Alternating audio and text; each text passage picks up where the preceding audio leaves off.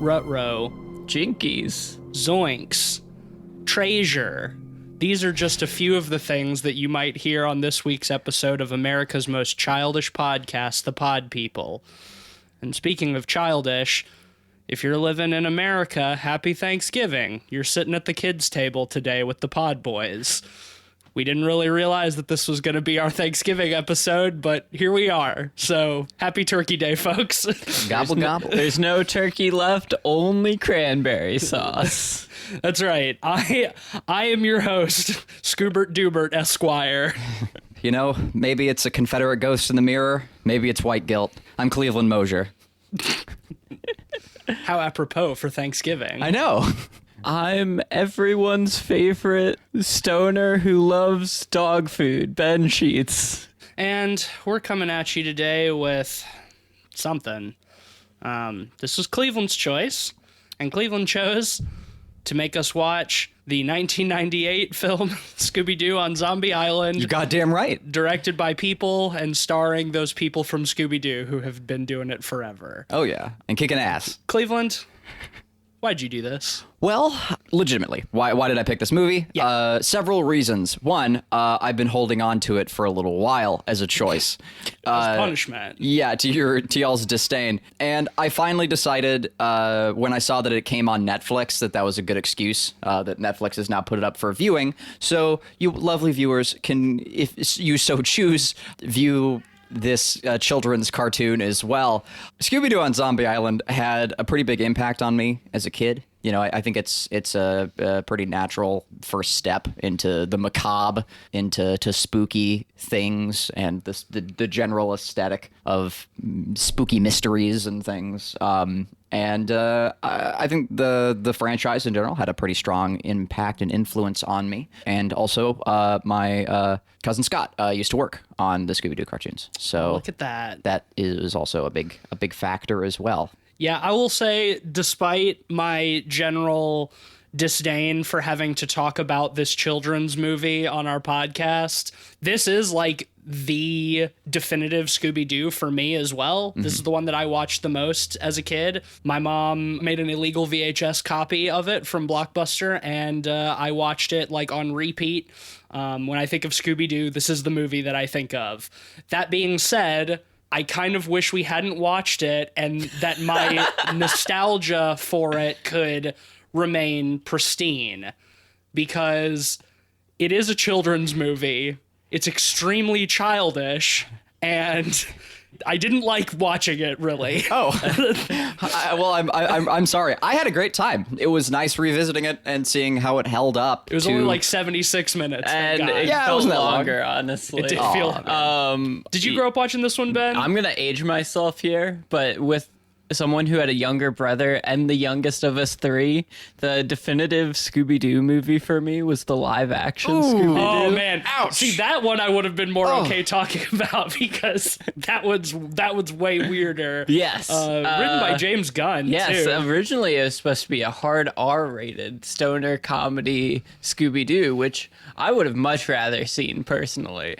But the studio was not having that. But yeah, I have seen this one before, but it is not the definitive Scooby-Doo for me. And while I enjoy my memories of Scooby-Doo, it's one of those things. It's great as a memory. I don't think it really holds up in practice. My problem with Scooby-Doo as an adult is that it's fucking annoying. Yes. And I think that there is, in terms of like the animated Scooby-Doos, this one is relatively unique in the sense that it features the legitimately paranormal and not just guys in masks. Well, yeah, that's one of the most notable factors about this film, in my opinion, is it was the first to do that, and one of the only to make the monster actually a monster and not a guy in a suit. And when you're a kid and you're used to watching the TV show, like, it's mind blowing. It just rocks rocks your fucking world. Oh my God, there's real zombies in this one. Yeah, and I love it for that, especially too, like something that really like put a smile on my face was seeing like how much it's foreshadowed. And that goes for like children's narratives in general. Like usually a lot of additional foreshadow is required for like the kids to keep track of the plot. And so it's regularly hinted that this time it's going to be different. I love that. Like it was fun looking back at that, really like how clearly it's laid out. Very much so. Very much so. But I still think some of the reveals are pretty metal and are pretty fun. The cat lady reveals. It was ahead of its time for the internet. You know, cat lady. Furries before furries. Yeah. Yes. We'll get into that. Definitely. But where to really start on this one? Before we do, if y'all will indulge me, I have prepared something special for this episode. Oh, okay. That I think is a good way to lead in. Please. I was very concerned about being able to talk about this movie because it's a kid's movie and there's not, honestly, I don't think that much to talk about. So rather than just going in blind with my notes like I usually do, I did something truly heinous. And you were joking about having an essay on this movie before the podcast. I actually wrote an essay on this movie this afternoon. Why? What? You wrote an essay on it? I wrote an essay to read on the podcast so we would have content for Scooby-Doo on Zombie Island. If you, I can talk about this movie all day, but you know that's fine. If you wrote a whole essay, of horror cinema, I sleep. Scooby-Doo Zombie Island, real shit. Here we go. Real shit. Here we go. I wrote this is a 9-paragraph essay.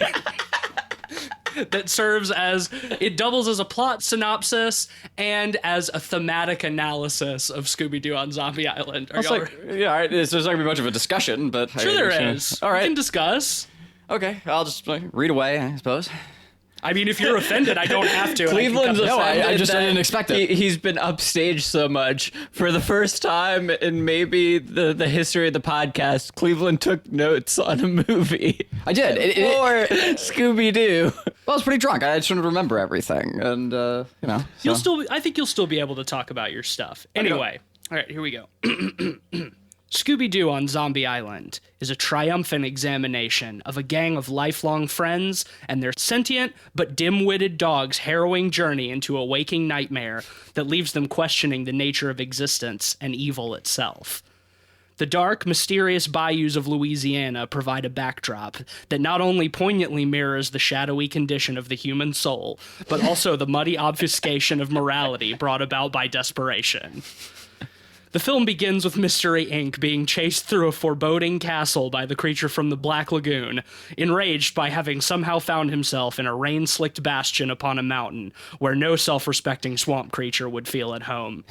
The ska rendition of the iconic Scooby-Doo theme transports the viewer back through time to the year 1998, a more innocent time when we could simply skank our worries away. The jarring disjoint between this is amazing. The jarring disjoint between monster and manor is clarified at last with the reveal that once again these hijinks were the work of a confused elderly oligarch attempting to increase his material wealth through criminal means. Disillusioned with their monotonous role in futilely unmasking the economy of fear presided over by the wealthy elite, the gang goes their separate ways. Destitute, Scooby and Shaggy find themselves becoming an extension of the very iron fist of authority that their carefree spirits have long rejected, seeking employment as airport security. It seems too horrible to be true.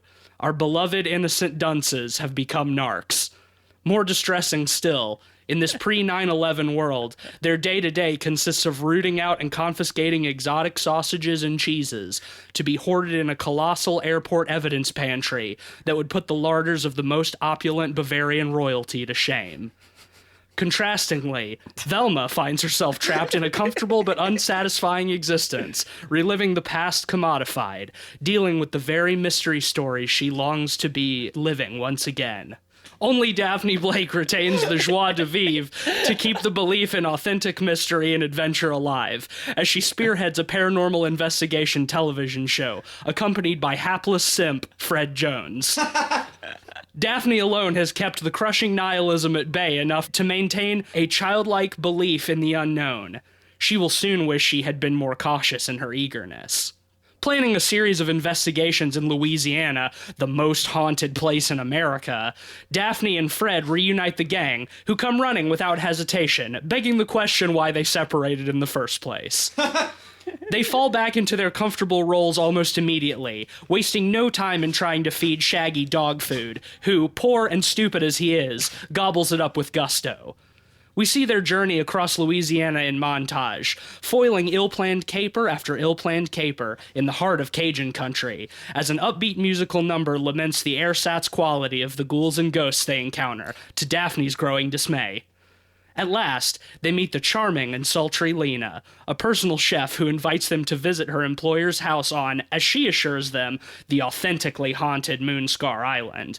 What follows is a tonally confusing journey by boat with a cartoonish caricature of a Cajun ferryman named Jacques, during which Scooby-Doo is outsmarted by a catfish named Big Mona, resulting in he and Shaggy narrowly avoiding a grisly death in the jaws of a pair of alligators, saved only by a Crocodile Dundee-style fisherman named Snakebite Scruggs and his catfish-sniffing hog Mojo.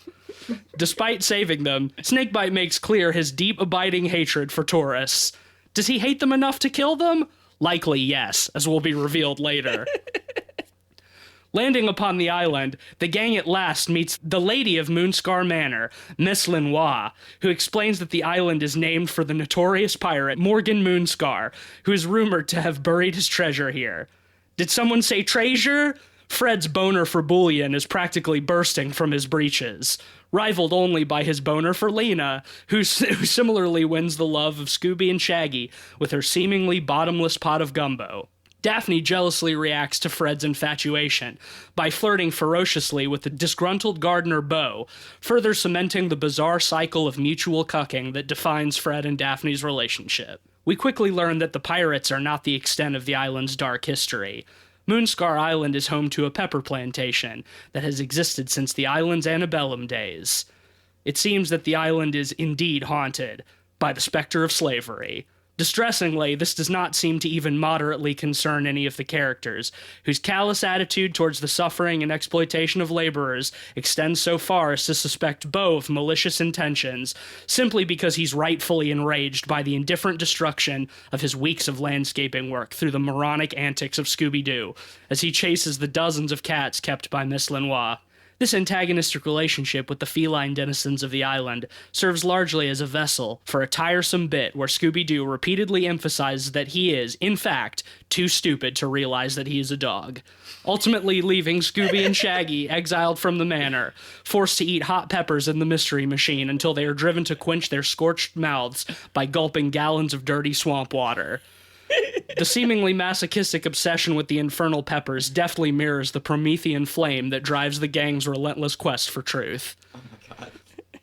After a terrifying series of unexplainable paranormal sightings, including a spectral pirate scratching some spooky words on a wall, Velma levitated hornily without the use of wires and magnets, and the ghost of Robert E. Lee appearing inside of a mirror, the gang is at last forced to confront the reality of the supernatural when a sickly green light raises an army of zombies from the swamp. Fred, unwavering in his skepticism, tries to unmask a zombie pirate, instead removing its entire head, resulting in a game of hot potato that is more macabre than amusing. This revelation shakes the gang to their cores, with the exception of Scooby and Shaggy, whose simple minds are just as easily frightened by men in masks, despite their long history of hoax-busting. The gang are chased through the night by a potpourri of zombies, from pirates to Confederate soldiers, and even a pair of Bermuda shirt-clad tourists, Snakebite's past victims, perhaps? As another musical number helpfully informs the viewer that it is, indeed, the scary part. The horrifying revelations do not end here, however. The gang's investigations lead them to a subterranean shrine dedicated to the worship of the pagan cat god of the island's original settlers, where they discover, to Fred's horny dismay, that Lena and Miss Lenoir are ancient ghoulish cat creatures who traded their souls to wreak vengeance on Morgan Moonscar and his crew after brutally feeding the settlers to alligators 200 years prior. In exchange for immortality, the cat creatures must lure victims to the island, each harvest moon to drain them of their vital life essence. Too late, our heroes realize that the ghosts and zombies were simply trying to warn them of the impending peril. The gang and Bo are immobilized with the use of wax voodoo dolls and are forced to watch in horror as the feline femme fatales begin to drain the life force from Shaggy and Scooby. But before they can finish sucking their shit dry, a horde of zombies bursts into the Eldritch Sanctuary, distracting the beasts long enough for Velma to reshape the wax dolls into likenesses of Lena and Miss Lenoir instead, holding them at bay until the harvest moon passes its zenith, breaking the curse at last. As the cat creatures are reduced to bone and ash, the restless spirits of the undead are finally freed. As the eerie green light disperses for the last time, the tiny ghost of Robert E. Lee salutes the gang and offers them a relieved, "Thank y'all," before disappearing forever. The final betrayal of the audience is the revelation that the long-suffering proletarian Bo was actually an incompetent undercover cop investigating the disappearance on the island, and being characteristically useless when danger reared its ugly feline head. Ultimately, Daphne's curiosity was satisfied beyond her belief, biting off more of the supernatural than she could chew. But rather than dissuading them from their lives as paranormal investigators, this narrow brush with true Faustian evil and death bolsters the gang's resolve more than ever, fueling a further 22 years and counting of solving formulaic mysteries and foiling the harebrained schemes of eccentric millionaires. If this inspiring tale does not instill in us the boldness to persevere in the face of the repetitive and banal evils of modern existence, I don't know what will. And with that, I will leave you with those timeless words of the tiny ghost of Robert E. Lee that ring ceaselessly through time. Thank y'all. Thank you for coming to my TED Talk. How do we follow that? Incredible. With applause. Holy shit. Thank you for bringing some incredible fucking content to this episode. That took me 2 hours to write. I can't Jesus. believe I did that. Good lord. Okay. Next level. I'm speechless. Next level shit post. Yeah, frankly, outstanding, amazing. Well, now we can start to talk about some of those things that I hinted at in depth. Yeah. Now that we have a full plot synopsis, Now we can just refer to the plot instead of having to explain things as we go. Oh my god, incredible. Thank you. Thank you for that. What a delight. Let's start at the top. And just work our way, back down with some silly little bits because I have a couple of notes. Please, I've spoken long enough. Yeah, my work here is done. Yeah, you put in good work, and I appreciate you for it. I'm gonna agree. I was pretty shocked by Shaggy and Scoob becoming narcs. Yeah, what the fuck was that? What the hell? Incredible, frankly. I mean, it is kind of funny, like the idea of the stoner you went to high school with becoming a cop. Scooby-Doo becoming a cocaine-sniffing drug dog is nightmarish. It's a pretty good bit. Yeah.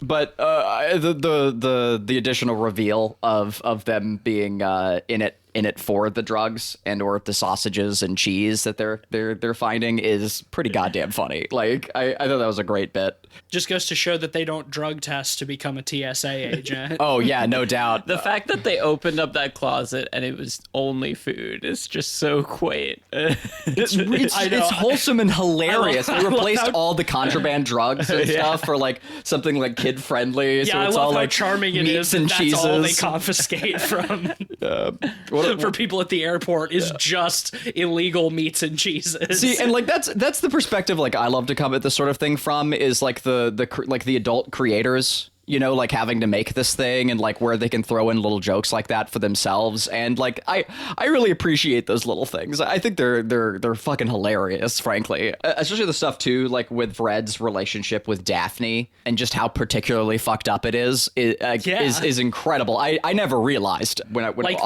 a child. The sexual tension is insane. It's ridiculous. And they literally just go around cucking each other. Yeah. To make each other jealous. Yeah, but like the thing Wild. is because like they have to maintain that will they won't they with them like throughout the entire series. There's no resolution on it, so it's just like this like maintained level of like awful tension between the two of them. It's terrible. Yeah, like, give me the Scooby-Doo where Daphne and Fred don't say fuck. it. Don't. No. Okay. Well, yeah. I'm sure it's somewhere online. Date. Come on. Just say date. And then additionally too, like let's talk about Shaggy eating dog food and what that means, right? Because why is he eating dog food, right? That's something that like I never stopped to ponder as a child in all of my time watching Scooby-Doo, that like Scooby snacks are dog food and Shaggy loves them. Right. Yeah. Well, see, here's what I've come to accept. Okay. Is the reality. And that's that Shag is a goddamn lazy, filthy hippie. Yes. Right? Shout out to hippies. He is just too lazy to support himself. So, like, the other members of the team, they aren't going to financially support him. Like, No, so they're they're gonna over that feed him shit. dog And you food. know that conversation happened at some point, right? Well, I mean, do you see how much he fucking eats? Yeah, well, how that's- could you support? That's No, the no one baffling can. thing No one is can. like half of this movie is just Scooby-Doo and Shaggy eating different things. Yeah, or it's just people eating. It's insane how much the of this movie is majority just of the people food eating. Most of it. Shaggy eats is human food. So, like, the addition of eating dog treats On top won't add that much to his diet. It won't add that much to fulfill his stomach, his insatiable hunger. Yeah. Insane. He really is just like Azathoth, just like continually moving throughout like the world, just eating. The blind idiot god devouring and gnawing at the fabric of time. Yeah, Shaggy. Yeah. Shagathon. Thank you. Yes, very good. We got there at the same time. Very good. Incredible. Yeah, so like he's too lazy to support himself, so he just, instead of like actually trying to get a job or like some sort of means to pay for whatever, he just eats dog food. Yeah. Well, I mean, he's obviously capable of getting a job. He did get a job as airport security. But even still, it was to get food. I mean, yeah, it was just to eat. That was the reason. But it means that in somebody's mind, Shaggy is hireable, which is wild to think about. Well, but hireable by the TSA, which checks out. That Yeah, really checks that out. does check out. Yeah. It's probably about the only place he could get hired. Yeah, and as you said, like Fred is really the ultimate simp. And to bring it home, we get the opening sequence with the ska rendition of Scooby-Doo, which is fan-fucking-tastic.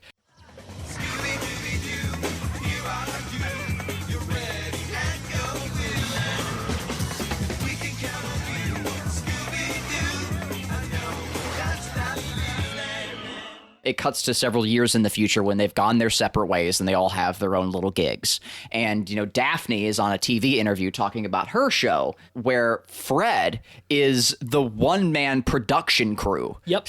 And they say that there. And the camera hadn't cut to Fred at that point, which is like, oh yeah, and Fred is like my friend Fred is like my one-man production crew, basically doing like an entire production crew's worth of work for her. Yep. Likely Also for free. producing the show. I'm willing to bet. Yeah, and producing. And I made the jokes like cut to Fred, like deep bags under his eyes, like miserable and tired. And just like the ultimate simp, just like doing whatever he can for Daphne for like no reward or anything. Amazing. And if it wasn't for like the flirting, we could just say it's a wholesome platonic relationship and that's fine. Like we could just say that, but we can't. But you can't. We can't because there's all the cucking that goes on during this. It's ridiculous. I love it. It's a stitch. Thelma remains pure. And is running a bookstore called Mystery Inc., I-N-K, which I thought was a very fun play on words. Like, the little things like that. They're fun. They're delightful. The gang gets back together and cue the song It's Fake, which is great. I'll sprinkle in little samples of every song in this movie somewhere in the episode. Please do. It's a goddamn bop. Another scary night, another spooky fright, and we just might be in danger. Oh, the ghost is here, and it's always a fake. The ghost is here, there's no reason to shake. The ghost is here, oh, give us a break. It's fake. The others, all right. Like the intro, the intro's rad. This one fucking rules. The one a little later on where it's talking about like where the scary part has been stuck in my head all day, which is my curse, and I own that. I recognize this is what I get for picking a children's movie. You reap what you sow. Yeah, it's a terrifying time. It's been stuck in my head. I cannot get it out.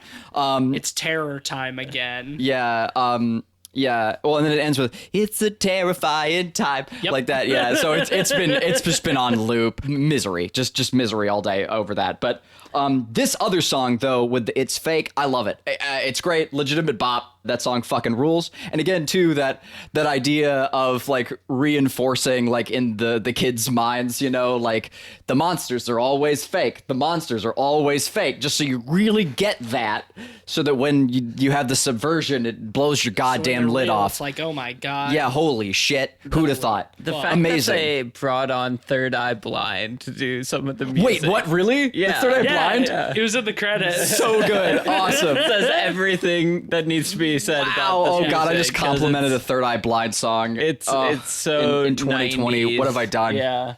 Maybe enough time has passed that I can. I don't know. God damn. Don't call me Superman. All right. So 2020, Third Eye Blind is good again. Here we are.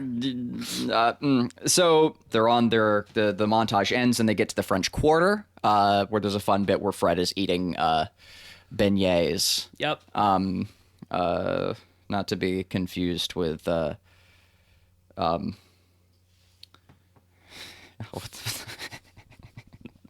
Yeah. fuck, what's it called? Benoit balls. No, the little toilet splashers. What are those called? Bidets? Bidets. Yeah, not to be confused with bidets.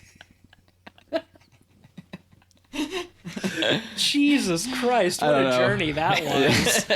You can just cut all that. I don't think I will. Okay, that's fine. Well, all right. So, yeah, and then I just cut straight ahead to Morgan Moonscar is legitimately a dope name, and I'll die on that hill. Yeah, I mean, if I was a pirate, that would be a pretty cool name. Yeah, Moonscar is rad. Sure. And why do they call him Moonscar? Because he's got a moon-shaped scar on his face. He sure does. And I don't know. I'd fight Bloodborne boss Morgan Moonscar. It'd be a rad fight. That would be a cool Bloodborne boss.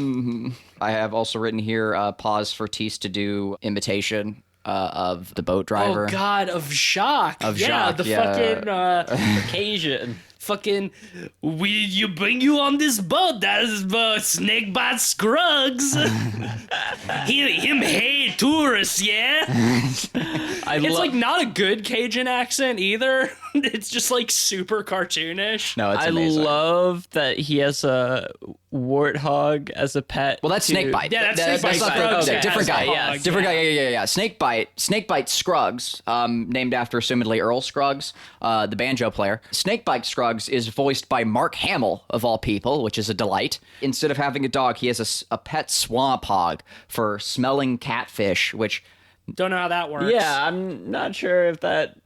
I've heard of a checks truffle. out. I've heard of a truffle pig, but never a catfish hog. You know what's funny is I remember like commenting on it, it's like checks out to me, and y'all were like, how does that check out, and what fucking way does that check out? And my thought was like redneck logic, and then I just have a note underneath that says frog sticking and nothing else. Which I knew people who did go and do back in Bama in high school, go and stab frogs with a skewer and eat their legs like degenerates. That's much less weird to me than taking a warthog, a swamp hog, even. Yeah. A land animal, and having them chase a catfish. They just scare them off. Right. Yeah. Yeah. Assumedly. What would that? How would that? Unless swamp hogs eat catfish, and it's like a whole thing that we don't know about. I'm familiar with noodling. Like I'm willing to bet this is just children's movie logic, and Yeah. we're not supposed to be thinking about it this much. Yeah, but that's part of the fun. I also really appreciated after all of the, I guess, Third Eye Blind songs, the classical scoring when they first get to the big house, the big mansion, and Scooby's chasing around the cats. It's all classically scored, and it's very fun. I enjoyed that. very Mickey Mousey. Yeah, and I thought it set the spooky tone nicely with the big strings, the big orchestral stuff, and that they actually shelled out like enough cash to do, to have a big score. And my next note is Pepper Plantation most definitely haunted with slaves. Yes. Which is interesting because of all the zombies, of all the ghosts in it, no slaves. No slaves. So this is a pepper plantation, but like we're just looking over that fact, which is weird to me. Like there's so many like Well, it's not weird to me. It's a kids show. It's a kids so movie, like it's just yeah. it's a weird like Kids way don't for know them about to slavery. Yeah, like that they dance around it with like you see Civil War like Confederacy, like Civil War ghosts and stuff. Well, yeah, they say there were Confederate barracks on the island. Yeah, but we don't talk about There's also during the big zombie chase at the end, there's also some Union soldiers in there, Yeah. which implies that there was a battle on this island during the Civil War. assumedly. They never talk about that. Nope. But the ghost of Robert E. Lee is hanging around. Oh yeah, that's for sure. I have a nice moment where they're in the house and one of the ghosts writes "Get Out" on the wall. Yep. And In front of them, that's when the first like how did they do this? You know, where's the contraption? yeah, and Thelma is rendered pretty useless throughout like Her this name movie. is Velma, by the way. Velma is rendered Over Thelma 2 or 3 times. pretty useless throughout the pretty useless throughout the movie because normally she's the one who presents like the scientific logic and gives us the aha, but in this case like she has nothing to work with. Hey, but she did. And they don't give her anything else to do. She Like, did do a pretty good job of destroying that lady's kitchen wall with the spatula. She did, and we'll get to that. But also like they also take multiple opportunities to try and give a Thelma upskirt, which I thought was a weird choice. Velma upskirt. But enough about that. While they're filming the "Get Out" being written on the wall, Daphne calls cut, but Fred keeps rolling. Yeah, mad respect. And I thought that was great. And I want a little bit more respect back from him. So he's not, he's a simp, but like he does, he did like take some initiative. The thing and I love- what's funny about it too is like Daphne calls cut, Fred keeps rolling, and then 2 seconds later she says, "Keep rolling, Fred." She just loves ordering Fred around. Like there's no. And he loves it too. He I loves know. being ordered around. Yeah, and that's fine if that's their thing. Did you notice that when they were rewatching that footage, it cut to a close-up? No, because she asked him to enhance, and we have this whole part where he's like pushing No, before buttons. that, like it cut ahead closer up to him. Oh, before she had him Yeah, enhance the yeah. image. Oh man, that I do love that part where she's like, "Fred, can you enhance that image?" He's like, "Yeah, let me darken the colors and bring up the contrast and crush the blacks and just doing all of this like on a little DV camera. yeah, on a little TV camera that allows them to see the ghost carving the words in with a sword. Love Man, that. if only all cameras had the ghost finding feature. Yeah, I mean they really should. I feel like we're at the point We have the technology. we have the technology. We can rebuild them to make them see ghosts. Someone get Zach Baggins on the phone yes, right now. call Zach Baggins. So at this point in the movie, when they've just gotten to the mansion, I already have a note saying another food montage immediately after the first. I can see the animators reading the script and losing their minds. And then there was another one, and then another one, and then we just realized the whole movie is food centered. Like anytime they're going anywhere, it's food. It's food related. Yeah, and Shaggy keeps being like at the end of every scene, he keeps being like, or somebody will mention food, he'll be like, "Food? Great, I'm starving." And then in the scene, there'll be a montage of him eating. Cut to the next scene, somebody mentions food, he's like, "I'm starved." Cut to him eating. It's like he is bottomless. I'm just imagining like a Tarantino-esque like note card and string breakdown of this film's plot line, and like using the string for motive, and there just being 2 colors, ghosts and food, like, and just like each scene is like tied to the next, or each character motive is just like brings us to each location because of either food or ghost, which I will say is still more than like a lot of like fighting movies or like kung fu films where it's just like, an excuse for another fight set, but like Jesus that's what Christ, those movies are about. So much food eating. When you think about it, it's the perfect Thanksgiving movie. Oh yeah, it Just really is. all food. Very fitting. Yeah, Very we fitting. did it. Great job, guys. Yeah, it like when they first walk into the house, Lena tells Shaggy and Scooby that they can like Well, they ask if they can taste the gumbo, which is still on the stove, still cooking for dinner. And she says, of course, help yourselves. And they proceed to eat like 3 bowls in a row immediately. And then surprisingly, there was still enough left over for dinner. I was expecting it to just be gone by the time we got to dinner because Shaggy and Scooby ate it all. Like, why they wouldn't leave any behind? Why would, like, you can't leave Shaggy and Scooby alone with food that is supposed to be for people to eat later. We saw what happened at the airport. Oh, yeah. They ate everything in the room. Mm-hmm. Degenerates. Fucking dunces. Yeah. We didn't even mention how horrifyingly bloated they got after they ate. That's why I said degenerates. Yeah. Yeah.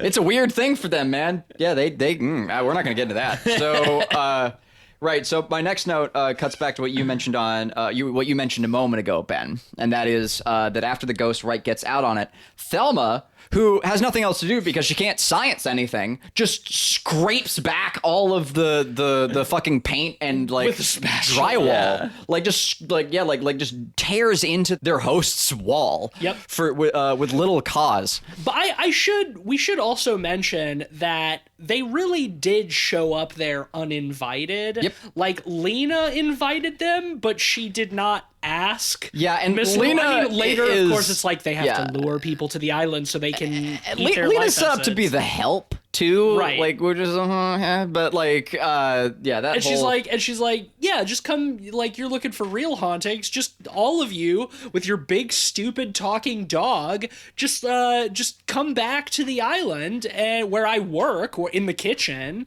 Destroy my plantation. Yeah, destroy. Eat all my food. Yeah, please. And it's like the lady of the house is just like cool with it. Yeah. It's like, oh yeah. We do learn later on why she's cool with it. So, like, actually, her motives all check out. Like her getting mad about it makes sense. She hates them. She hates humans. But still lets them in because she wants to eat them. So, like, eat their souls or whatever. So, like, yeah, it works.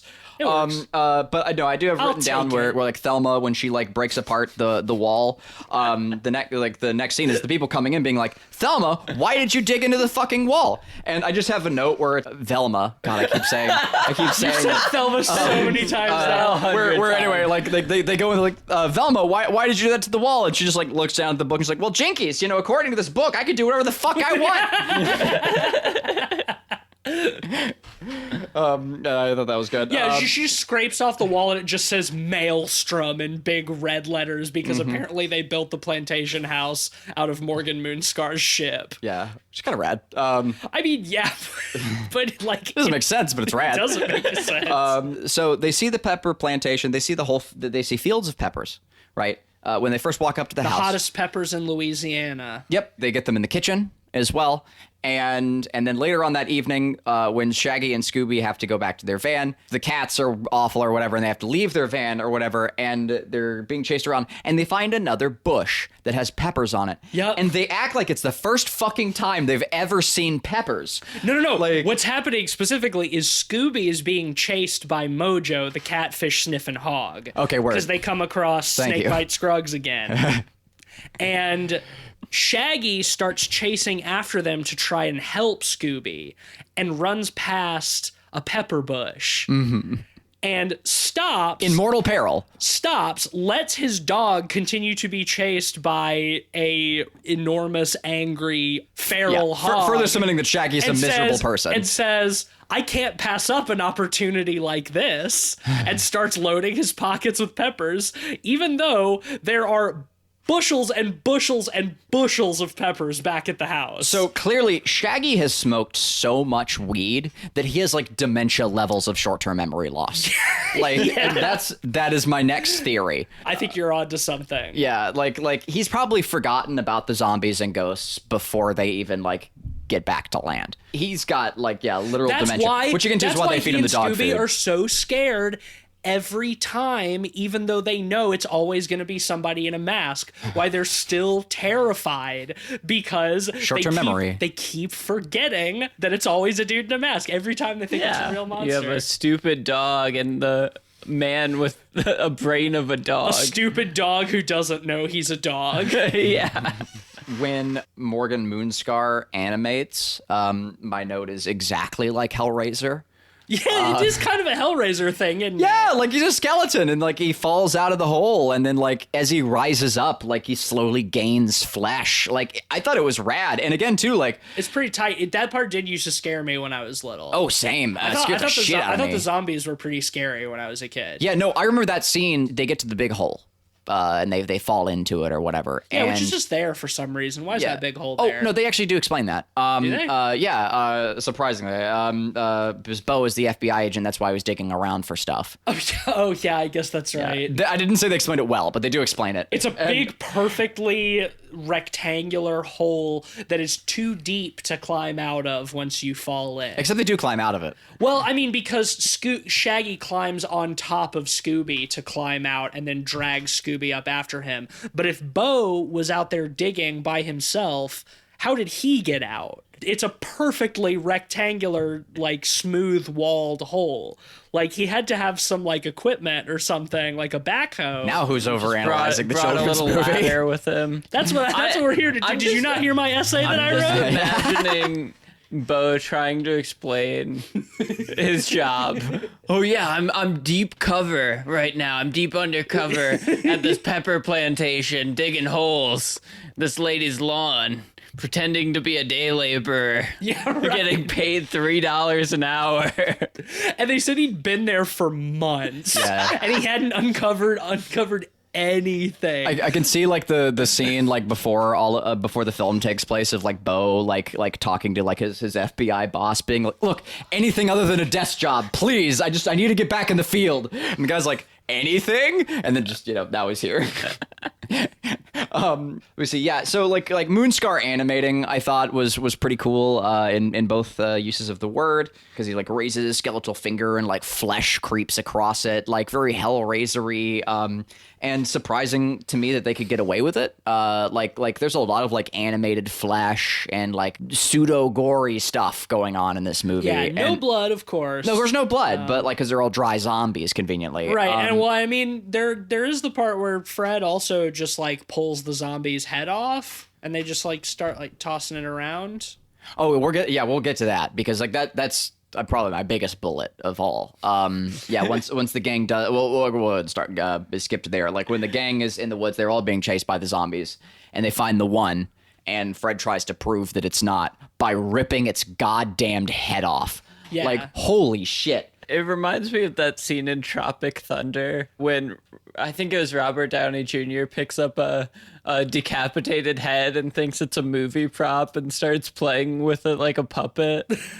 And it's just like, it's so macabre when you think about it. It's a literal corpse, and they're throwing it around like a hot potato. Yep. Like the comedy's gone. Like it's just horrifying. I love it. And then its head lands back in its lap, and it just puts it on its neck upside down, and then screws its head on. Yeah, it Seems like screws the its head worst on. way to put on a head. Right? Yeah, insane. Like absolutely like wild. They got away with it. Yeah, and then my next note, of course, is like Daphne flirting with Bo, saying like cucks Fred again, saying he's kind of cute. And I just have a note written down where it's like, it's their own fault / fetish, not a will they won't they. Yeah, right. It's not even that anymore. Like they're into some weird shit, and like that's what it's about now. Like it's not a will they won't they. Like goddamn. So while we're on the subject of Bo, I want to go a little more in depth into something I mentioned in my essay. Is like, obviously with the Scooby-Doo formula, you have to set up a couple of red herrings, Sure. because the reveal has to be a surprise. So it's like, you got to set up a couple of people who it's like, oh yeah, they're the villain. They're going to be the one unmasked at the end. And we've got Snakebite Scruggs for that, and we've also got Bo. And they really lean heavy on like suspecting Bo. Yeah, well, I guess that is like Thelma Velma's job, like that Right. she's walking She's around like being like, you're probably bad. Yeah, she's like, there's something off about him. But the only thing that's off about him is that he's pissed at these strangers and their big, stupid talking dog showing up unannounced messing up weeks worth of his landscaping work by Scooby charging through the yard, digging up holes and breaking planters and shit. And Bo's justified in every and way. everybody having a completely blasé attitude about that. They're even like, sorry about the damage that Scooby did, and Lena's just like, oh, don't worry, Bo will fix it. And it's like, he's pissed off about that, rightfully so, but that's why he's suspicious. That's why he might be a villain, because he's not all smiles and sunshine. He doesn't put up with them being like being fucking mooches. Right. Like as he should. This is the plight of the proletariat. Oh man, yeah, what a nightmare. And of course too, like I do love the motivation for Velma to like be the one who kind of goes after and like is mega suspicious of Bo. Not only because she's the science person who like is going to bring the doubt to whether these are like real mysteries or not, but also because she hates men. So it works. It's good. It's a good bit. If I hung out with the people that Velma hung out with, I would also hate men. I'd hate everyone. And dogs. Yeah. And dogs. Yeah, damn. Yeah, I respect it. Like, it's definitely not a character flaw. Yeah, Snakebite really hates tourists, as you Really mentioned in your hates essay. tourists, That yeah. there we see a couple of like modern, recent dead tourists, which I guess like could just be the cat ladies. Yeah, because they have to lure people to the island every year. But like, I like to think that they're actually people that Snakebite has killed. I think it's fun too. Because he hates tourists. Yeah, like Oh, I hate your dang tourists. how is Amazing Snakebite has lived. They've Yeah, just right. tolerated it, and he's good for it, I guess, or he's unaware. All he wants to do is try to catch that catfish, Big Mona. To go back to your point about Bo and his justification, I actually quoted you while we were watching that scene. Is Bo's only angry because he has to clean up after that idiot dog? Yeah. That's every time. Yeah. I would be fucking mad too, frankly. Oh yeah. I don't have any notes about like the voodoo dolls and whatnot. That's all fine and fun. I mean, I do love that like Velma is able to very quickly reshape the dolls to make them look like Miss Lenoir and Lena. So they can throw the cat people around. Yeah, that was She's great. like, oh yeah, just a second, just let me, and she just like reshapes it. It's like, damn, are voodoo dolls that easy? She does have some good use in the movie. Like she does get Yeah. some good heroic moments, which is good. I want to talk about a little bit Right. about like how they turn out to be cat people. No, that's my in next note. general. Yeah. Yes. It's time. Because like up until that point, the movie is like everything is ghosts and zombies. It's on brand. Like two different things, but like related. They're both like the living dead, or they're manifestations of dead people. It's macabre. Yeah, your pirate ghosts and then your pirate zombies. And fitting for the setting, Yeah, Louisiana. sure. Yeah, I can get down with that. That's fine.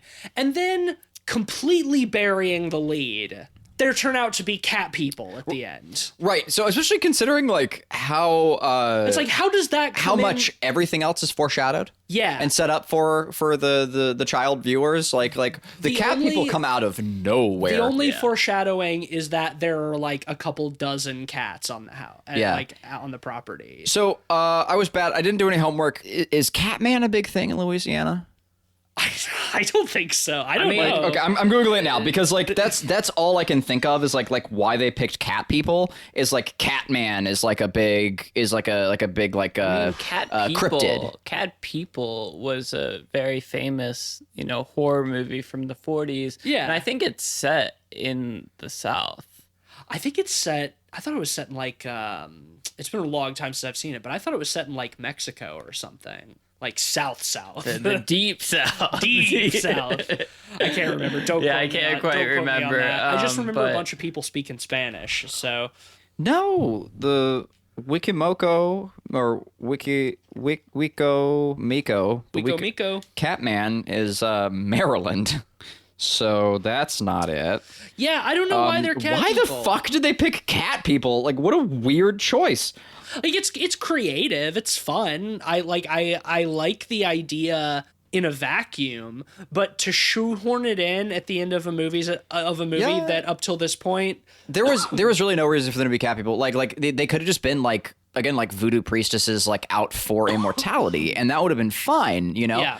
I think maybe part of it too, I would wonder, like, again, like this movie's got a lot of erasure written all over it. Again, like it's a plantation, but there's no like talk about the slaves, you know, like they practice voodoo, but like then Vodun and shit, but like it's a little weird. And I wonder like how much of it, like they were originally like voodoo priestesses, but like making like them out to be the bad, you know, so they had to be like, well, we can't just straight up do Vodun because like, you know, like whatever. So like, what if they're cat people instead? And like if that was the logic, I see where you're coming from, but I don't think any of that It's really would hard to have been speculate. considered in 1998. yeah, I think one thing to consider too is Also, I wouldn't call it erasure in a children's movie. Like it's weird. there's- Oh, yeah, it's an overplayed way to put it, but like, But it is. But like watching it as an adult, like it's hard to look at that stuff and like not think of the common associations. You're gonna say something, Ben? Yeah, well, one thing I was going to say is you have to consider in the 90s especially, they were very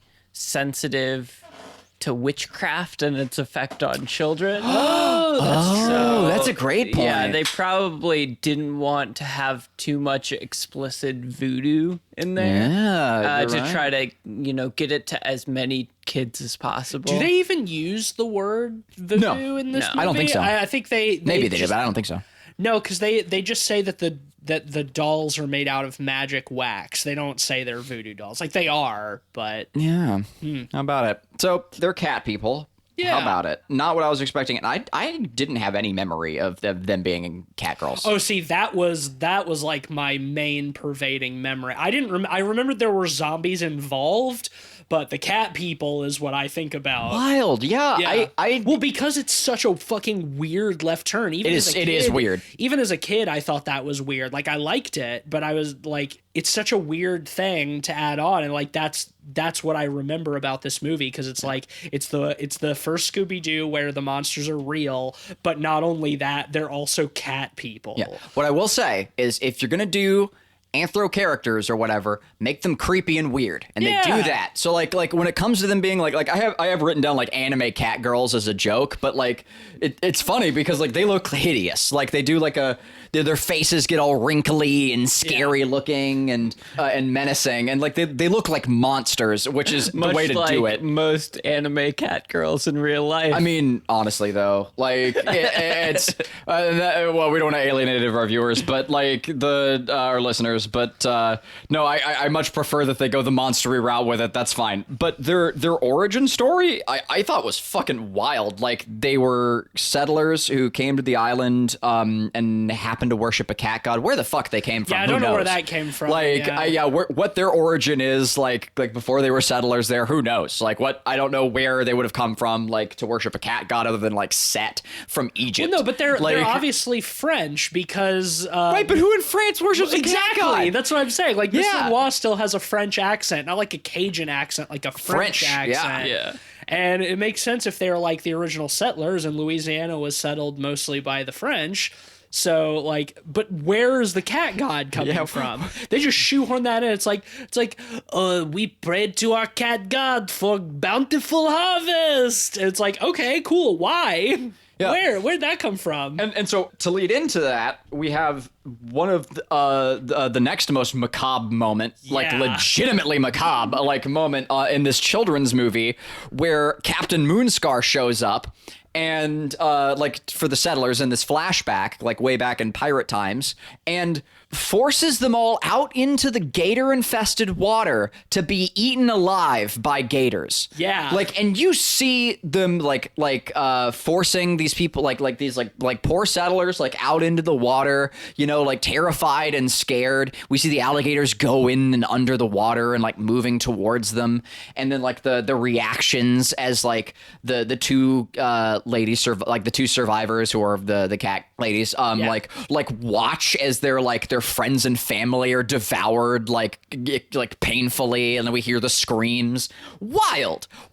That's in a kids movie. Yeah, totally. Holy shit, like that's insane. And I wonder if I don't remember it because like I blocked it out. Like that was Yeah, nuts. I didn't remember that aspect of it either. Yeah, they get but eaten it by also, gators. But like it makes sense that they would then like offer their souls to become cat people to like wreak vengeance on the pirates. Yeah, that's believable. And their cat god would do it because they'd feel bad. Because holy then shit, they just turned evil. Yeah, see, that's the thing, right? Is like they were pretty justified in their motives. And what's weird is like they play up the zombies to be like the good guys, to be like, no, they're telling him get out because you need to leave. Yeah. The zombies are just trying to warn you to get off the fucking island so you don't get sacrificed and your souls don't get sucked. But also, the zombies are really bad. Moonscar like fed people to alligators. Like, what's going A lot on of there? the zombies are Confederate soldiers. Yeah, the cat ladies are kind of justified. Like, what's up with that? You know? Yeah, I don't know. It's you know it's gray villains and it's morally really ambiguous, and I respect the shit out of it. Frankly, I think that's great, ballsy. Even murky like the swamps. Yes. So I guess just over time they were corrupted and perverted in their immortality, and they started sucking those tourists dry, which I guess is where the term "suck the head" comes from. Or I think I've written down my notes a whole new meaning for "suck the head," which for non-Southern listeners is a reference to eating crawdads. Why sip when you can suck? Oh yeah, you got to suck the head. That's a thing. That is a reference I was thinking meant something completely different. Yeah, no, it My weirdly mind was was entirely in the gutter for that. No, you get a line. I'll get a Slap poll. the We'll go down the top. cross. We'll go down the cross. Let me start that one over. You get a line. I'll get a poll. Let's go down to the crawdad hole and suck some head. Slap it, tap it, nasty. Slop some top. Oh yeah, well that Yep. that is okay. Get the soul sucked out of you, so Yeah. to speak. She swallow my kids like a slurp. So yeah, they try to drain their life force. And then I just have written down like Confederates and murder pirates are good guys. Yeah. Weird. And then not sexy cat girls, thank God. And then after they are foiled and the moon sets or the sun rises or whatever it is, the ritual is incomplete. They have to complete their ritual when the moon reaches the harvest moon reaches its zenith. And literally as soon as they go past that, it's like, oh, then they just disintegrate. Out of runtime. Well, they don't just disintegrate. You know, they just get Raiders of the Lost Ark. The flesh is melted. The cat flesh is melted off of their bones, and they're reduced to skeletal ash. It's wild.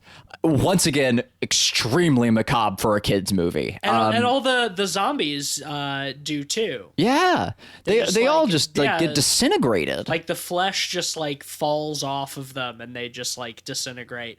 And then a very small ghost of Robert E. Lee appears and salutes the gang. Weird choice. Thank y'all. And then is set free. What?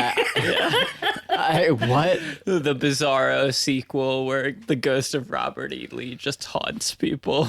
So the gang in this case are actually bad guys by letting the ghost of Robert E. Lee go to heaven. Honestly, I think the happiest ending for this movie would have been for these pervert degenerate hippies to have had their souls sucked and the become zombies. The cat people just to go on living like they deserve. Yeah, because they're bad people. They exploit the labor of the working class. The zombies deserve to be zombies in eternal pain. They sympathize with Confederates.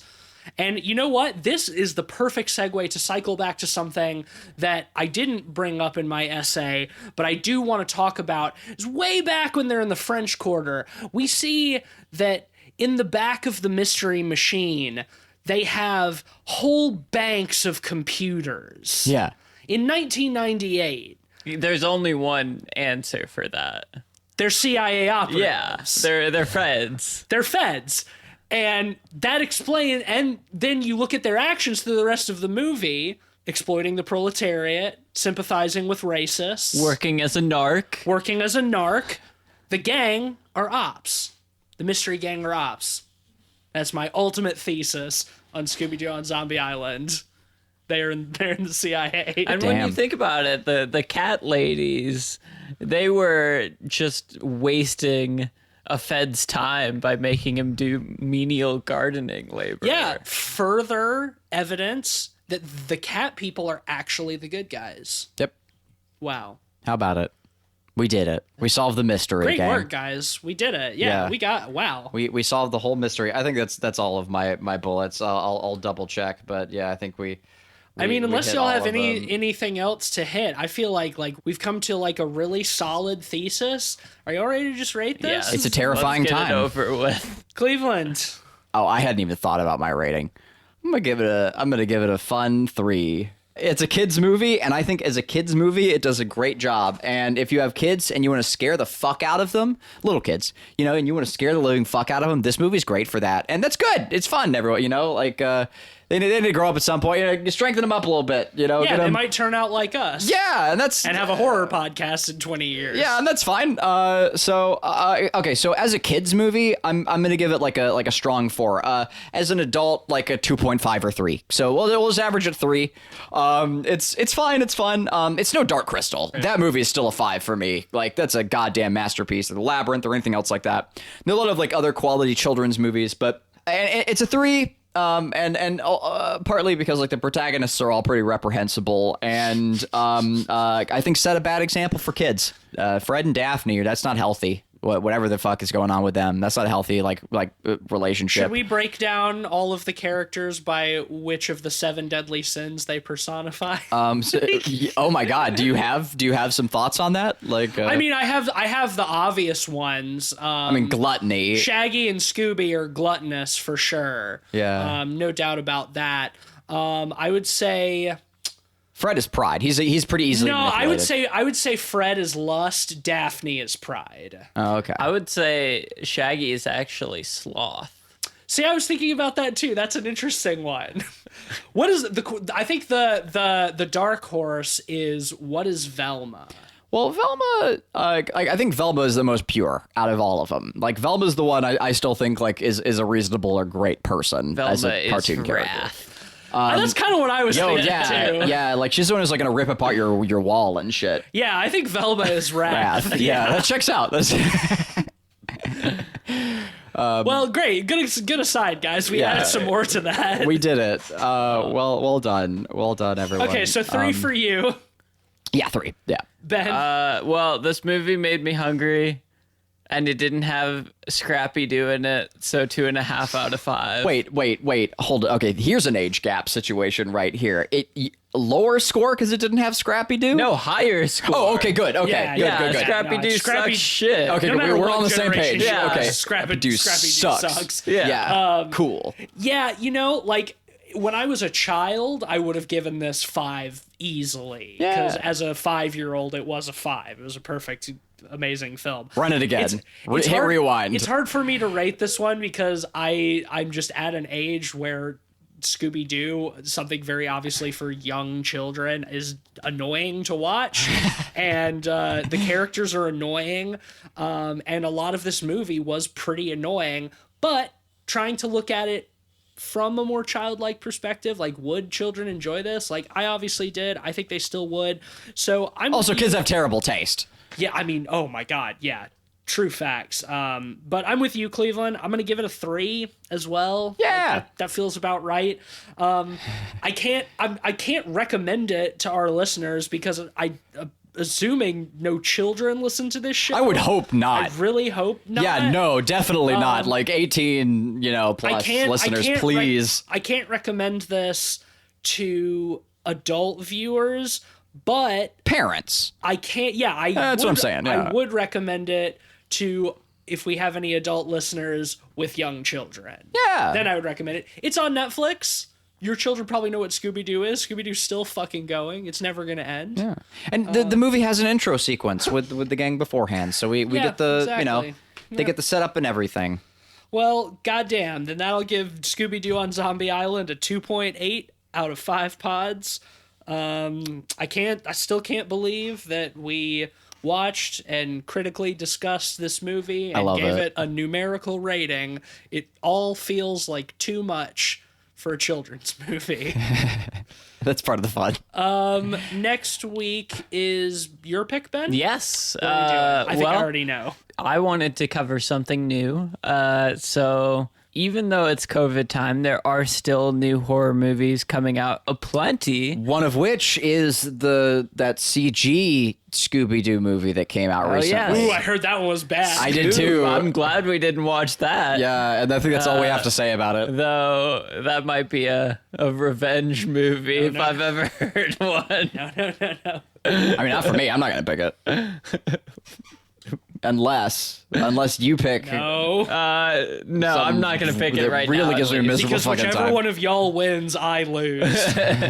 That's true. No, I'm not going to pick it this time. Instead, I'm going to pick the new movie Possessor, which is Hell yes. Brandon Cronenberg's film, son of David Cronenberg. Ooh. And I've been hearing lots of really good things, so I'm really excited. Yeah, it looks awesome. I'm very stoked for this one. That should be a much different film than the one we just talked about, I sure hope. Cleveland, who is our Thanksgiving sponsor? This week is brought to you by the sensation that comes from eating a little too much food. You know, you've had a little bit too much, and you're thinking, but you're still thinking about having some more. And, you know, like sometimes you should, but sometimes you shouldn't. And I leave that choice up to you. And that's a really boring and not even funny sponsor. So we're going to try that again. Leave it in. I don't give a shit. But like, No, I think it's good because it's Thanksgiving. yeah, it's I think- Thanksgiving, I think but we can do it's- something I think better. I think it's a sponsor that a lot of people can relate to today. Hopefully, a lot of people are feeling that right now as they're listening to this episode at the end of their Thanksgiving. Full, but still contemplating more, sleepy from the turkey. Just remember, we are your trip to family. Yes, we are. That's a good one. We have two sponsors this week in that case. The other one is brought to you by Giblet and Fibley.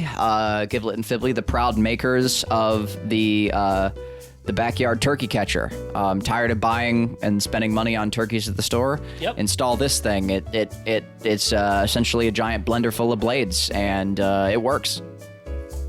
Catching turkeys or spare raccoons or whatever's coming through your Neighborhood backyard. cats, whatever. Yeah, neighborhood children. Who's to say? You know, but it all tastes like turkey at the end of the day, and that's what really matters. And I think that's what Thanksgiving is about. Well, on that note, let's bring this Thanksgiving episode to a close. If you like the show and you're not driven off by us talking about children's movies, then leave us 5 stars on Apple Podcasts. That's the thanks that keeps on giving. And Amen. Yeah. Leave us a review, share an episode with your friends, maybe with your family on Thanksgiving if you're able to be with your family this year. Yeah, I'm it's sure you'd still love to COVID share times. 3 grown men talking about Fred and Daphne cucking each other with your don't family. I'm sure that would be great. I'm sure. I don't think we made any cum jokes this episode. I could be wrong. Yeah, but we've now made a we cum still have a reference. chance. No, we definitely did. Suck in the head. That whole conversation was definitely True. about. That's true. Yeah. Yep. I mean, it was all innuendo, but Share this episode with your family if they're cool. yeah.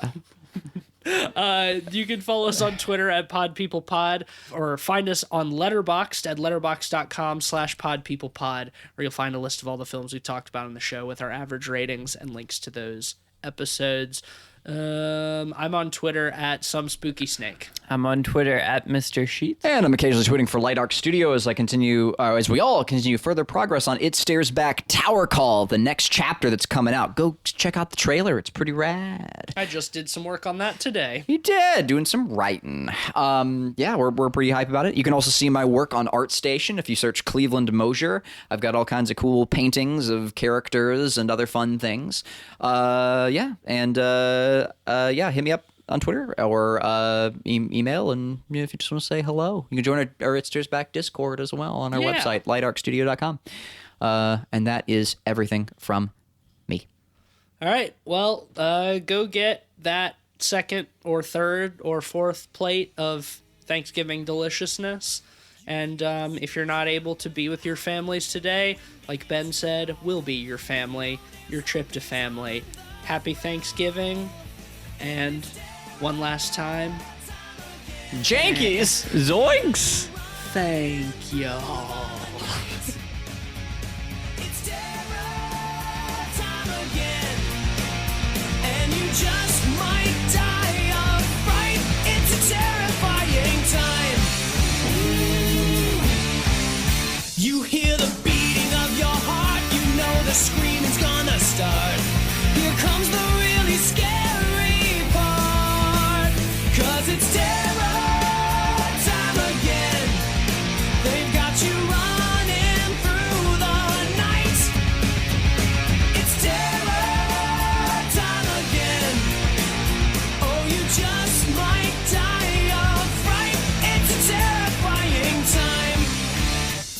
the trees begin to moan, and the monsters grunt and groan, rotting faces full of slime. Don't you know it's terror time?